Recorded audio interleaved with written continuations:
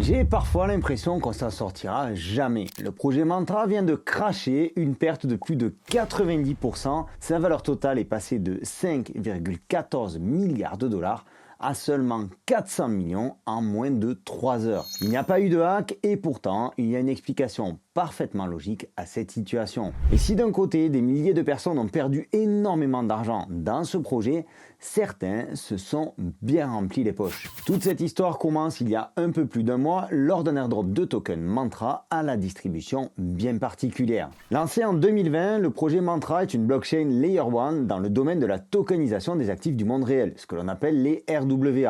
Son jeton OM facilite les transactions et la gouvernance. En janvier 2025, Mantra s'est associé à Dama Group, un conglomérat basé aux Émirats Arabes Unis, tout ceci dans l'objectif de tokeniser 1 milliard de dollars d'actifs dans l'immobilier, l'hôtellerie et les data centers. Le projet Mantra a été construit sur le SDK de Cosmos, une boîte à outils permettant de construire assez facilement de nouvelles blockchains. Le token Mantra a attaqué l'année 2024 avec un prix à 0,05 $. Il a explosé ensuite jusqu'à des sommets atteignant quasiment les 8 $. Alors, que s'est-il passé pour que ce dimanche soir, le token Mantra passe de 5 $, 5,50 $ à seulement 50 centimes en quelques heures. Le cofondateur John Patrick Mullin a affirmé que le mouvement était probablement dû à une cascade de liquidation sur des exchanges centralisés et non à des problèmes liés aux fondamentaux du projet. C'est d'ailleurs ce qu'il nous explique sur X, sur Twitter. Nous avons déterminé que les fluctuations du marché des OM ont été déclenchées par des fermetures forcées et imprudentes initiées par des plateformes d'échange centralisées sur les comptes des titulaires de ces derniers. Le moment et l'ampleur de la crise suggèrent qu'une fermeture très soudaine des comptes a été initiée sans préavis suffisant. Alors oui, John Patrick n'a pas tout à fait tort. Il y aurait eu plus de 50 millions de dollars de liquidation sur les positions longues, un record pour le token OM. D'autant que tout ceci s'est passé un dimanche soir à un horaire où il y a relativement peu d'activité sur les marchés, à un horaire où il n'y a pas grand monde sur les marchés et où les manipulations sont nettement plus faciles. Seulement voilà, certains ont constaté des mouvements quelque peu bizarres avant ce malheureux crash. Le fondateur d'OKX, Starkview, a remarqué que plus de 220 millions de dollars de tokens OM ont été déposés sur sa plateforme seulement quelques minutes avant le crash. Et comme je te le dis assez souvent sur cette chaîne, d'ailleurs si tu n'es pas encore abonné, tu peux le faire dès maintenant, la blockchain a ceci de formidable, c'est qu'on voit absolument tout. Donc tu le vois ici, on a eu des gros dépôts sur OKX de tokens OM provenant de différents wallets et ceci sur les derniers jours, sur les dernières heures. Et notamment ces deux dépôts ici que tu vois de la part de FalconX qui est un fournisseur de liquidité et qui a apporté de la liquidité mystérieusement en quelques heures avant le crash. J'ai poursuivi un petit peu les recherches et FalconX n'a apporté aucune liquidité depuis plusieurs semaines sur le token Mantra sur OKX. On peut donc trouver tout cela légèrement suspect. Il y a eu aussi 2 transferts depuis Laser Digital, un des primo-investisseurs sur Mantra pour un montant total de 11,5 millions de tokens OM,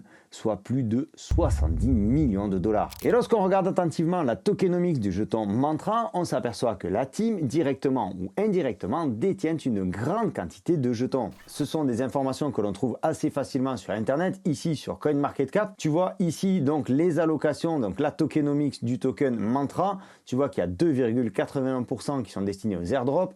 La team détient 16,8%. Ici, l'association Mantra, 5,6%. Ici, une deuxième association Mantra, 5,06%. Et ici, encore une autre association Mantra, 2,12%. Mais c'est pas fini, on a aussi 50% qui sont en token EVM Legacy, de quoi se poser des questions si l'on considère que tout ça peut être sous le contrôle de la team. Lorsque les boîtes crypto ont besoin de trésorerie, elles ont plusieurs solutions. Souvent, elles refont un tour de table et lèvent des fonds ou alors elles vendent des tokens pour faire rentrer du cash. Cette vente de tokens, elles peuvent le faire soit directement sur les marchés, soit plus souvent ce que l'on appelle via des deals OTC. Les teams contactent alors certaines personnes triées sur le volet pour leur proposer d'acheter des tokens sous la table, de gré à gré, et ceci à un prix inférieur, voire nettement inférieur au prix du marché. Et lorsque ces deals se concluent, les acheteurs ont en général une période, un délai avant de toucher leur token sur leur wallet. Ils payent, valident le deal et reçoivent leur token quelques semaines ou quelques mois plus tard. Et il semblerait que Mantra ait utilisé cette deuxième solution, ce qui a conduit au crash du token selon une stratégie bien particulière visant à masquer ses intentions. Il y a quelques temps, la team Mantra a annoncé un airdrop à toutes les personnes qui avaient mis de l'atome en staking sur le validateur Mantra. Seulement voilà, comme pour tous les airdrops, il y a des tricheurs. Il y a toujours des gens qui créent plusieurs comptes, qui essaient de contourner les règles, etc. etc.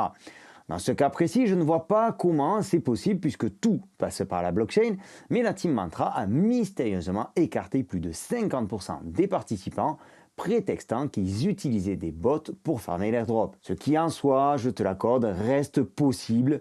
C'est vraiment capillotracté, mais c'est possible. Alors tu le vois ici lorsqu'on se rend sur Bubblmap. Bubblmap qui est un outil qui permet d'analyser les connexions entre les différents wallets. Donc ici j'ai une capture au 13 avril 2025, ce qui permet d'analyser l'état de la blockchain, l'état des tokens Mantra avant le fameux crash. On voit clairement qu'on a plusieurs connexions autour de ces wallets et donc des distributions de tokens qui sont particulièrement inquiétantes. Ici on a un cluster qui représente à lui seul 13,8% de la supply, c'est-à-dire 13,8% des tokens Mantra. Et donc ce wallet-là qui a distribué des tokens à 16 adresses différentes. Alors tu vas me dire qu'il n'y a rien d'inquiétant jusque-là, surtout s'il s'agit d'un wallet qui distribue les airdrops, seulement quand on regarde quelque peu la quantité de tokens qui est distribuée. Donc on voit que ici ce wallet est alimenté par tout le temps le même wallet. Donc on le voit ici, Safe Général, à hauteur de 2,78 millions pour le mois de février, et que derrière ça a été redistribué sur une quinzaine, une vingtaine de wallets différents. Une fois de plus, si on reste à la surface, il n'y a rien de très exceptionnel. Je t'avoue que je n'ai pas poursuivi les recherches sur absolument tous les wallets du token Mantra. Et tout ça parce que finalement ça reste assez évident. Parce que maintenant, voyons ce que deviennent ces tokens-là. On aurait très bien pu suivre tout ça sur Bubblmap, mais je repasse sur Arkham, je trouve ça un petit peu plus pratique pour suivre les wallets. On voit ici donc le fameux wallet qui redistribue les airdrops, et quand on clique sur celui qui a reçu 5,5 millions de tokens OM il y a un mois, il les a envoyés essentiellement vers OKX. Je pense que tu comprends maintenant un petit peu la mécanique qui est en train de se passer autour de tout ça. Autre point important, on va aller voir la Total Value Lock, c'est-à-dire la valeur totale des tokens OM qui sont verrouillés, notamment en staking. C'est une data intéressante puisqu'elle met en lumière la confiance des investisseurs envers le projet. Si la TVL est élevée, c'est que les investisseurs mettent leurs tokens en staking, c'est qu'ils ont confiance au projet. Et ici, tu le vois, la TVL de Mantra était d'à peine 4 millions de dollars.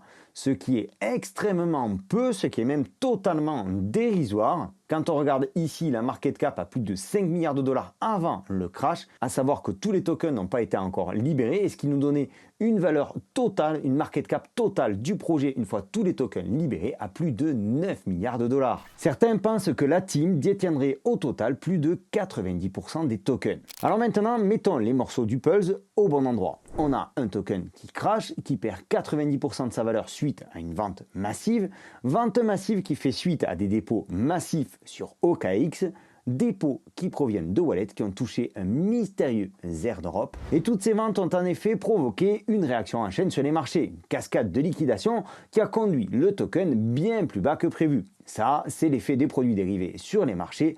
Rien d'exceptionnel en soi. Tout ceci a eu lieu quelques semaines après l'annonce d'un partenariat avec Damag Group.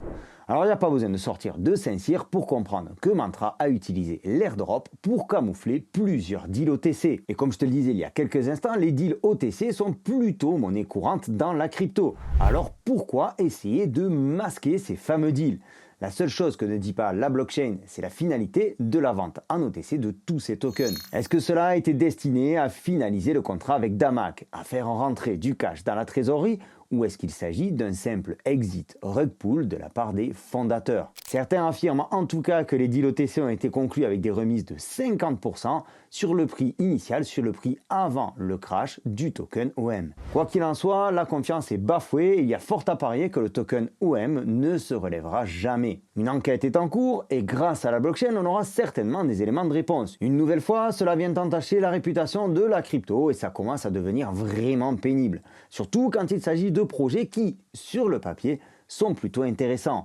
Une analyse de la tokenomics nous indiquait tout de même que la répartition des tokens présentait tout de même un risque plutôt important. C'était Sylvain, j'espère que cette vidéo t'aura apporté des informations intéressantes et pertinentes vis-à-vis de ce crash autour du token Mantra, autour du token OM. Si tu n'es pas encore abonné et que tu veux soutenir mon travail, ça te prend une seconde pour cliquer sur le petit bouton par ici et ça te permet surtout de ne rater aucun de mes futurs contenus. Je te donne rendez-vous dans une prochaine vidéo. D'ici là, prends soin de toi et de tes cryptos. Ciao!